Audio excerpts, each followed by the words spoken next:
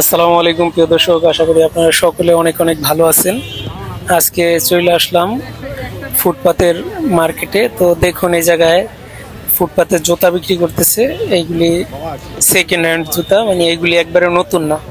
অন্য অন্য জায়গায় নতুন জুতা বিক্রি করে, কিন্তু এই জায়গায় তারা সেকেন্ড হ্যান্ড জুতা বিক্রি করতেছে আর কি। একবার ব্যবহৃত যেই অন্যজনে ব্যবহার করছে, এটা আপনারা তো অবশ্যই সেকেন্ড হ্যান্ড বুঝেন। অন্য অন্য জিনিস সচরাচর সেকেন্ড হ্যান্ড কেনা বেচা হলো, জুতাটা একটু কম বিক্রি হয়। এটা আমরা গ্রামগঞ্জের মানুষ আর কি ওই রকম ভাবে এটার সাথে অভ্যস্ত না। যাই হোক, এর পাশেই দেখুন যে 100 টাকা করে জোড়া বেচতেছে। এইগুলা নতুন বার্মিজ জুতা বিক্রি করতেছে।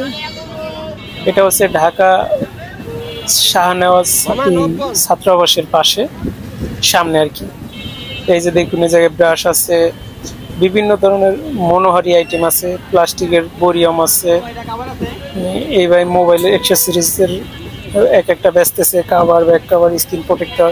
এই জায়গায় খিচুড়ি বিক্রি করতেছে। আরো দেখেন, এই জায়গায় কয়েকটা দোকান আছে, এই দোকানগুলি অফ করা আছে। এই যে এই জায়গায় দেখা গেছে মোবাইল অ্যাক্সেসরিজের এক একটা জিনিসপত্র আছে কয়েকটা দোকানে। এই যে সামনে ডাব বিক্রি করতেছে। এরপর এই জায়গায় খাবারের কিছু আইটেম বিক্রি করতেছে। এই জায়গায় ফল বিক্রি করতেছে, আবারও ডাব বিক্রি করতেছে। একটা ডাবের দোকান দেখতে পেতেছি। এই যে এটা একটা জুসের দোকান। এই জায়গায় ফল ফ্রুট দিয়ে জুস বানানো হয়। এই যে আমের দোকান, আম বিক্রি করতেছে। আবার ডাব নাইকেলের দোকান, তারপর খাঁটি সরিষার তেলের দোকান আছে দেখা যাইতেছে। তারপরে দুধ আছে, চা আছে। এই যে এই জায়গায় ফুচকা, চটপটি, হালিম এইগুলিও বিক্রি করা হয়।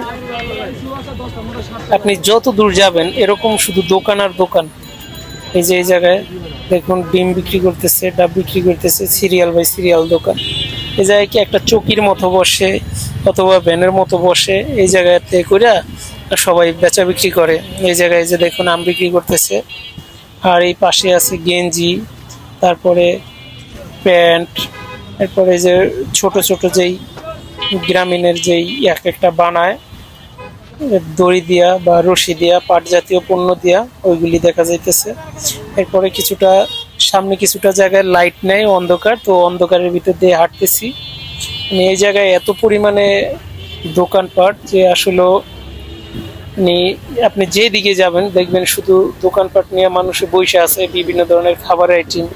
এই যে এই পাশে মাছ বিক্রি করে, বিভিন্ন ধরনের মানুষের মাছ বিক্রি করে। আর এই জায়গায় মানে প্রচুর পরিমাণে ভিড়, আপনি আসলে দেখতে পাবেন। এই জায়গায় দেখুন যে মাটির হাঁড়ি পাতিলা বিক্রি করে। এরপরে আছে গেঞ্জি। এই জায়গা থেকে দেখবো আমরা একটা গেঞ্জি, বাছাই করে দেখবো যে আমাদের পছন্দ হয় কিনা, বাছাই করার কি চেষ্টা করব। এই গেঞ্জিগুলি আমরা দেখবো, তবে আমরা কিনবো না আর কি, দেখবো যে এটার ভিতরে ভালো কোয়ালিটির গেঞ্জি আছে কিনা। এই জন্য আমরা একটু ঘাটাঘাটি করতেছি। আমার সাথে যে ফ্রেন্ড আছে ও একটু ঘাটাঘাটি করতেছে। গেঞ্জির কোয়ালিটি তুলনামূলকভাবে একবারে খারাপ না, মোটামুটি ভালোই। দেখুন ওই পাশে অনেকগুলি দোকান আছে, আপনি আসলে বুঝতে পারবেন যে এতটুকু জায়গা আর এর ভিতরে এত পরিমাণে দোকান লাগাইছে ফুটে। এত পরিমাণে দোকান, দুই সাইড যে ফুটপাত আছে, এই ফুটপাত মানে দোকানের কারণে ফুটপাত দখল হয়ে আছে। এত পরিমাণ দোকান, আসলে সবাই বিক্রি করে এই জায়গায়, সবাই বিক্রি করে ভালো একটা প্রফিট করতে পারে। এটাই হচ্ছে ঢাকার জনজীবন। আর এই জন্যই ঢাকার ব্যবসা আমার কাছে ভালো লাগে। তো আমরা গেঞ্জি কিনলাম না, আমরা চলে আসছি। এই যে দেখুন আনারস বেচতেছে, আবার আম বিক্রি করতেছে। এই যে এটা হচ্ছে শাহনেওয়াজ হলের গেট, ছাত্রাবাসার কি। এই সিরিয়ালের দোকানগুলি সাজায় রাখছে সবাই, বিভিন্ন ধরনের দোকান। এই যে এটা ফুচকার দোকান। আসলে ঢাকা শহর আসলে কিছু করে খাওয়া যায়, এরকম ব্যবসা করার মতো জায়গা আছে। কিন্তু আপনি যদি ফুটে বসেন এইরকম মেন রাস্তার সাথে, তাহলে আপনার এই জায়গার যারা হ্যান্ডেল করে দায়িত্বরত আছে তাদেরকে আপনার একটু টাকা পয়সা দিয়ে তারপরে আপনার ব্যবসা করতে হবে। এছাড়া আপনি এই জায়গায় বসতে পারবেন না। এই জায়গায় দেখুন বাদাম সহ বিভিন্ন ভাজা পোড়া বিক্রি করে। এই যে এই দোকানটা শুধু কলা নিয়ে বসে আছে, সারাদিন ভর তারা দোকানদারি করে, সন্ধ্যাবেলা দেখা গেছে যা লাভ হয় এটা নিয়ে চলে যায় বাসায়। এই জায়গায় মালামাল থাকে না বেশি একটা। এই যে এই দোকানটা আজকে খুলে নাই, এটা এখনো বন্ধ আছে।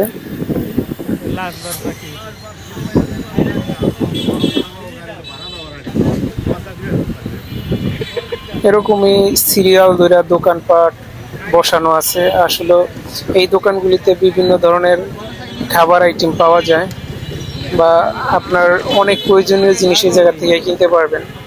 কেননা এই জায়গাতে যত পরিমাণে লোকজন যাতায়াত করে, এদের কিন্তু অনেকেরই এদের ভিতরে কিন্তু বিভিন্ন ধরনের পণ্যের চাহিদা থাকে। যেরকম কেউ আম নেয়, তারপর কাঁচা বাজার নেয়, মাছ নেয়, বিভিন্ন ধরনের তরি তরকারি আছে এই জায়গায়। আপনারা আসলেই দেখতে পাবেন আর আপনাদের প্রয়োজন অনুযায়ী নিতে পারবেন। আমি যেহেতু বলছি যে ব্যবসার কথা, আপনারা চাইলে অল্প পুঁজি নিয়ে এই জায়গায় আসতে পারেন। এই যে দেখুন ভাই, আজিমপুর কবরস্থানের যে দেয়াল, এই দেয়ালের সাথে একদম ঘেঁষা দাঁড়ায় ফল বিক্রি করতেছে। এই জন্যই বলি যে ঢাকা শহরে কর্ম আছে, যদি একটু পরিশ্রম করা যায় তাহলে কর্মতে সাফল্য হওয়া যায়। কিন্তু আমি এইগুলি পারতেছি না, কেননা আমি চেষ্টা করতেছিলাম কয়েকদিন। আমি তো প্রায় 5 বছর প্লাস আমি দোকানদারি করে আসছি দেশে বা গ্রামে। তো আমার এমনিতে দাঁড়ায় থাকে প্রচুর কষ্ট হয়, যার কারণে আমি এইভাবে দোকান নিয়ে আর পারতেছি না। এই কারণে আমি করছি কয়েকদিন, প্রায় 4-5 দিন করছি এই ব্যবসা। তো টোটালি এই ব্যবসাটা 4-5 দিন করার পরে আমি আর এই ব্যবসাটা করার জন্য বেশি একটা মনস্থির করলাম না। যেহেতু বাইরে ফুটপাতে দাঁড়ায় থেকে তারপর ব্যবসাটা করতে হয়, আমার জন্য অনেকটা পরিশ্রম হয়ে যায়, যার ফলে এই ব্যবসাটা আমি আর সামনের দিকে আগায় নিতে পারি নাই। তবে আমি চেষ্টা করবো, যেহেতু ঢাকা শহর আসছি, এই জায়গা থেকে কিছু একটা করার, ভালো একটা ব্যবসা করার। আসলে চাইলেই কিন্তু একটা দোকান নেওয়া যায় না, এত টাকা দেওয়া আমাদের পক্ষেও সম্ভব না, যেহেতু আমি এমনি তো ঋণ আছি। তো চাইবো, চেষ্টা করে দেখবো যে ভালো একটা কাজ করা যায় কিনা। আমার হাতে আপনারা যে ক্যারেটগুলি দেখতেছেন, মানে এই ক্যারেটটা, আরেকটা ক্যারেট আছে, 2টা ক্যারেট। তো আমি যখন একবারে শেষবার আম কিনেছিলাম, আম কিনা বিক্রি করার উদ্দেশ্যে তো বিক্রি করলাম। তো বিক্রি করার উদ্দেশ্যে যখনই কিনলাম, আসলে ওই দোকানদারটা খুব আমার একটা ধরা দিয়ে দিছে। তো আজকে আমি যাইতেছি এই ক্যারেটগুলো দিয়েতে, কেননা এই ক্যারেটটা আমি রাইখা দিছিলাম। আসলে একদিন আম বিক্রি করে আমি অনেকটা অসুস্থ হয়ে পড়ি, মানে আমার কাছে এতটা তিক্ততা লাগে যে আমি উঠে যে কাজে যাব এরকম আমার কাছে মনে হয় নাই, অসুস্থতা মনে হয়েছে। পরে আর আমি কাজেও যাই না, ওই দিনের পরে আর কাজে যাই নাই, যার কারণে এই ক্যারেটটা আমার কাছে রাখা, যদি আমি যাইতাম তাহলে আবার দিয়ে আসতে পারতাম। যেহেতু ক্যারেটটা রাখা আছে এই জন্য আর যাওয়া হয়নি। তো আজকে সন্ধ্যার একটু এক দেয়া ভাবলাম যে তার এই ক্যারেটটা দিয়ে আসি, আর সে আমার যে 600 টাকা রাখছে ক্যারেটের বিনিময়ে, এই টাকাটা নিয়ে আসি। তো এই জন্য আমি এখন যাইতেছি আড়তের দিকে। এই যে আড়তের, এই যে দেখুন এই জায়গায় কলার বিভিন্ন ধরনের ময়লা আছে, আর এই সাইডে অনেক দূর পর্যন্ত কলার আড়ত। তো আমরা একটু এই সাইড দিয়ে গেলেই সহজে গিয়ে ওই দোকানটা, যে আড়তে থেকে আমি মালামাল কিনছি, আম কিনছিলাম, ওই আড়তে যাওয়া যাবে। এই জন্য ওই আড়তের দিকে আমি যাইতেছি। আসলে এত পরিমাণ ময়লার দুর্গন্ধ, বৃষ্টি, মানে এইটার সাথে আমরা অভ্যস্ত না, যেহেতু গ্রামে থাকি, তাও এত ময়লা দুর্গন্ধের সাথে আমরা দেখা করি কম। তবে ঢাকায় এসে দেখা গেছে এই অঞ্চলে ময়লা দুর্গন্ধটা একটু বেশি দেখা যায়। তাও অনেক জায়গা আছে পরিষ্কার পরিচ্ছন্ন পরিপাটি থাকে ঢাকা শহরেই। কিন্তু আমরা এখন যেহেতু যাইতেছি ময়লার ভিতর দিয়ে যাব, এই যে এটা দিয়ে যাইতেছি, আমরা একটু উপরে উঠে যাব। এই সাইড দিয়ে যেহেতু এই রাস্তাতে যাওয়ার মতো অবস্থা নাই, ময়লায় উঁচু হয়ে রয়েছে, তারপর ওর পানি, এই জায়গা তো মাটি নাই, কাদা হবে কোথেকে, মানে এই ময়লাই, এই কলার বেড়ালি সহ আরো বিভিন্ন ধরনের ময়লা একদম ফুইলা কেদার মতো হয়ে গেছে, যা জুতার সাথে একদম উঠা প্যান্ট পর্যন্ত তলায় জায়গা। যাই হোক, আপনাদের ভিডিওর মাঝে অনেক কথাই বললাম। আসলে এই যে আমরা ক্যারেটটা দিতে আসছি, তখন দেখি যে এই লোকজন নাই, তো যার কাছ থেকে আম কিনছি এই লোক নাই। এখন আমাদের কি করার, আবার এই ক্যারেটটা বাসা পর্যন্ত নিয়ে যাইতে হবে। এই ভিডিওটা যদি ভালো লাগে অবশ্যই একটু লাইক করবেন, আর আমার ভুল ত্রুটিগুলি অবশ্যই একটু কমেন্টের মাঝে তুলে ধরবেন, যাতে করে আমি সংশোধন হতে পারি। আর ভিডিওতে চ্যানেলটি একটু সাবস্ক্রাইব করে বেল আইকনটি অন করে দিবেন।